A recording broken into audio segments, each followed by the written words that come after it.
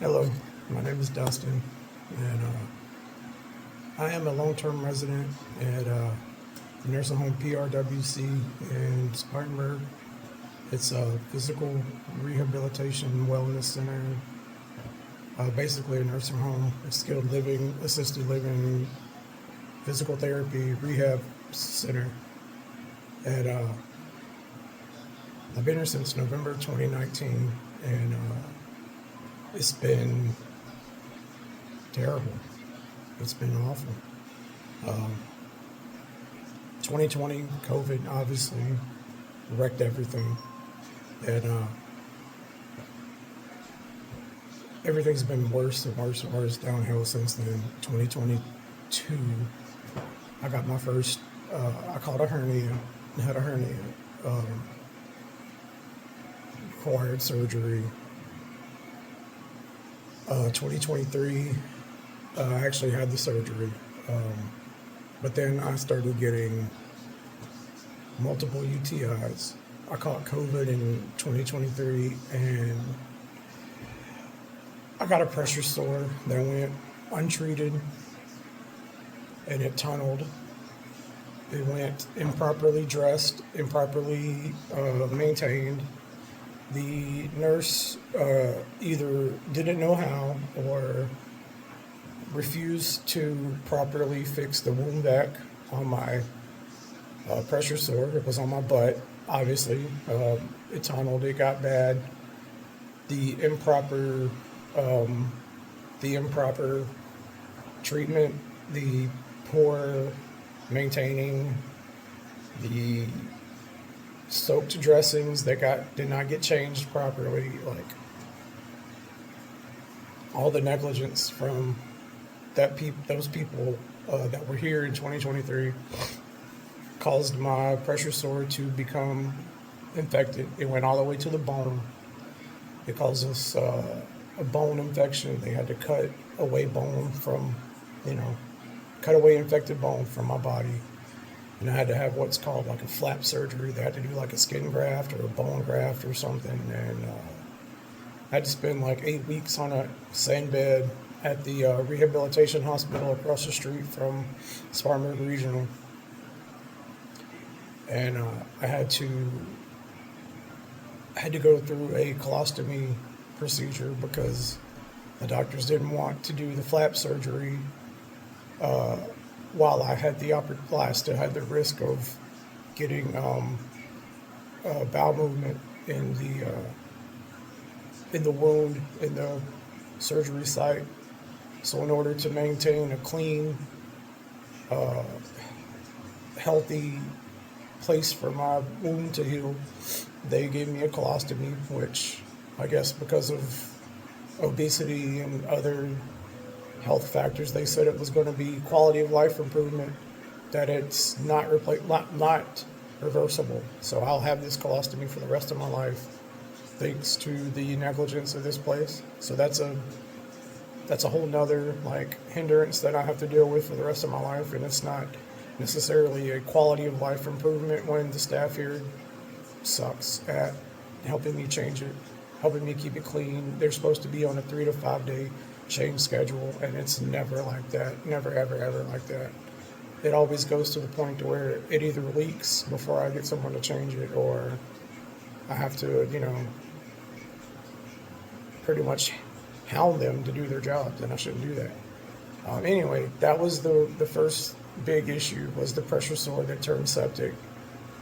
Um, that was horrible.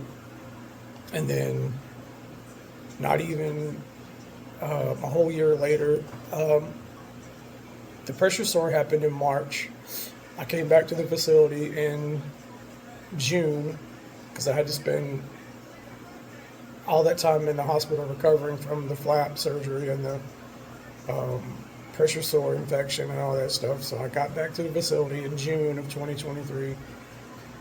And by the middle of August, I had a UTI turn septic because no one monitored my urine. No one, like, my catheter was scheduled to be changed once a month, and by this point, it hadn't been changed since since I left the hospital, because in the hospital they had to change it because I was there for more than a month, so they changed it like they were supposed to in the hospital, but it hadn't been changed since I got out of the hospital, and no one, like they would go shifts without emptying my catheter, so the pee would just be sitting in there. It actually started to travel back up inside my body. That caused an infection. They called it a UTI, but it really turned into like a sepsis blood infection or something. I had to go to the ICU, and that was in August 2023. And I got about 3 weeks in the hospital from that. I came back in September 2023, and things just continue going downhill. And then turn around 2024, I had another UTI that turned septic.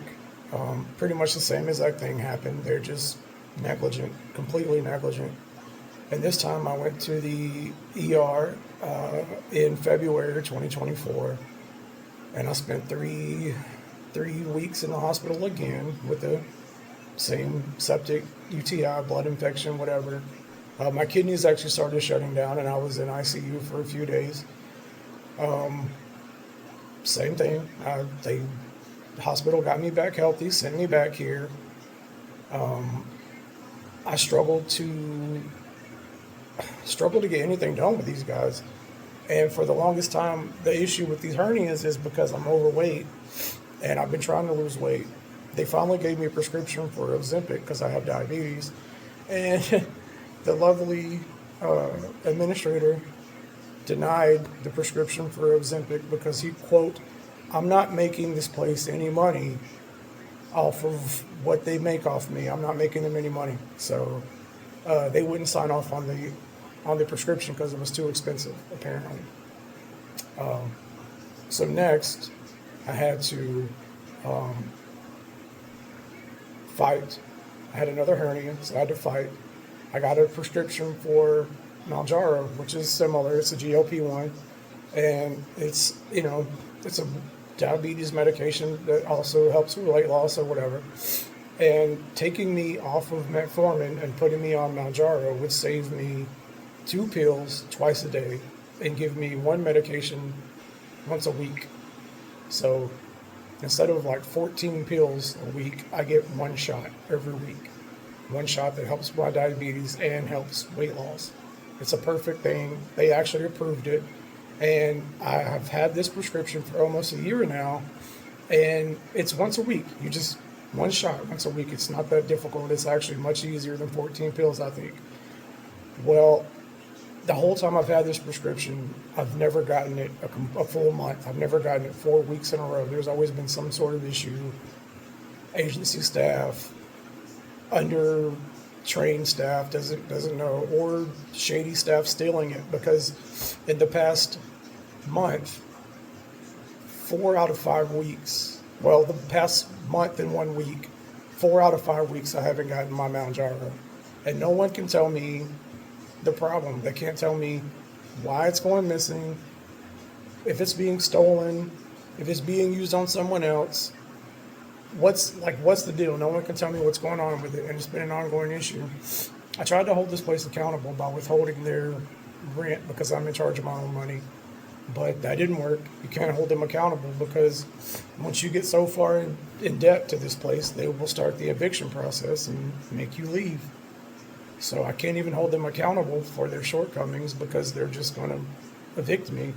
And that would be fine if I had somewhere else to go, but I don't. And I can't switch facilities because this place has me in a stronghold. They allow me the luxury of having a private room because my social anxiety is so incredibly bad that I could not share a room with someone else. I could not have a roommate.